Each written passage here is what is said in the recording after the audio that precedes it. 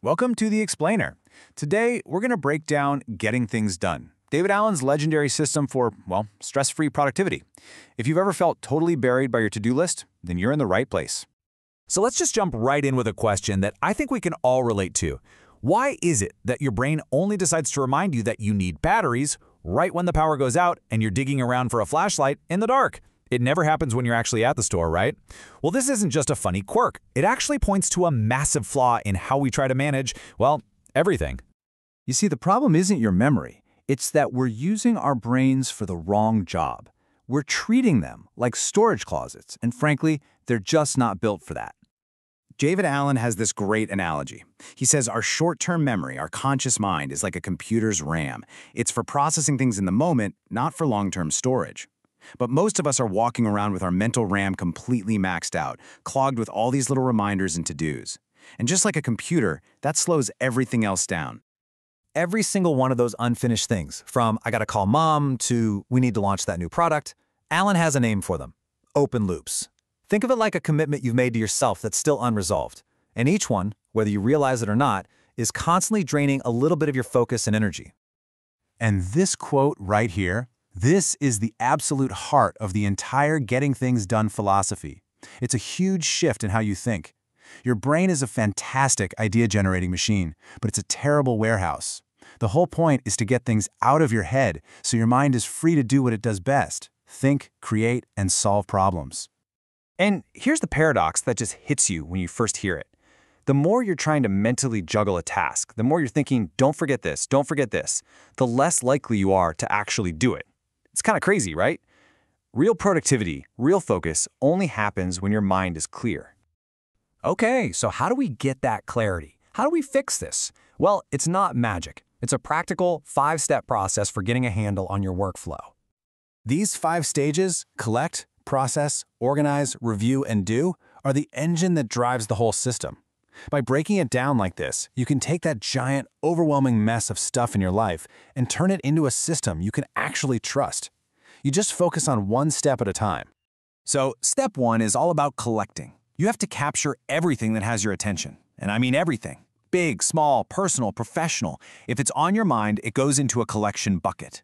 This could be a physical inbox on your desk, an app, a simple notebook. The key is, don't judge, don't organize, just get it all out of your head. All right, next up is process. You take your bucket of stuff and you go through it one item at a time. For each thing, you ask a simple set of questions. First, what even is this? Then, is there anything I need to do about it? And if the answer is yes, you have to define the very next physical action to move it forward. And right here, inside the process step, we get one of the most famous parts of GTD.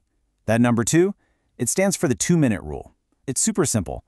As you're processing your stuff, if the next action will take less than 2 minutes to complete, just do it right then and there. Seriously, it takes more time and energy to track it than to just get it done. All right, so you figured out what needs to be done. Now what? Well, that brings us to step 3, which is all about organizing. You need to put these tasks and reminders into a system you can rely on. This is where the real structure starts to form. Your actionable items get sorted into a few key categories. Your projects list isn't a to-do list. It's a list of your desired outcomes. Next actions are the individual steps.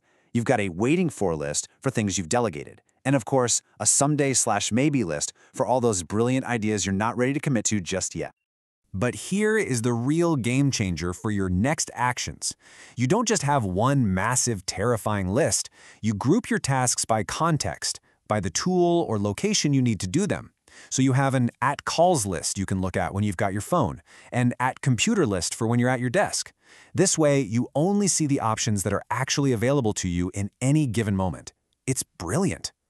Now, listen, you can build the most beautiful, intricate system in the world, but it is completely useless if you don't trust it. And that trust comes from one single, non-negotiable habit: the weekly review. Once a week, you have to block out some time to go through everything, clean it up, and make sure your system is a perfect reflection of your reality. This is what keeps the whole thing running. So you do all this. You collect, you process, you organize, you review. But why? What's the ultimate goal here? Well, when you finally trust your system completely, you can achieve a state that David Allen calls mind like water. Think about it. When you throw a pebble into a calm pond, the water responds perfectly. It doesn't overreact or underreact. It creates ripples appropriate to the size of the stone and then returns to calm. That's the goal for your mind, to be able to respond to whatever life throws at you with the right amount of engagement, without all the stress and mental clutter. There's this incredible metaphor from the world of rowing that captures this feeling perfectly. It's called swing. When a team is in perfect sync, it doesn't feel like they're forcing the boat forward. It feels like the boat is swinging them. They become part of this effortless momentum. And that's exactly what a working GTD system feels like. It starts to carry you. And that, right there, is the real payoff. It isn't just about getting more stuff done. It's about freedom. The freedom to stop worrying that you're forgetting something important. The freedom to be totally present when you're playing with your kids, or to be completely focused in a big meeting, because you know your system has your back. So we're going to leave you with a challenge. Think about just one thing that's nagging you, one of those open loops. Don't worry about the whole project. Just ask yourself this one simple question. What is the very next single, physical action I can take to move this forward? Answering that question, well, that's the first step.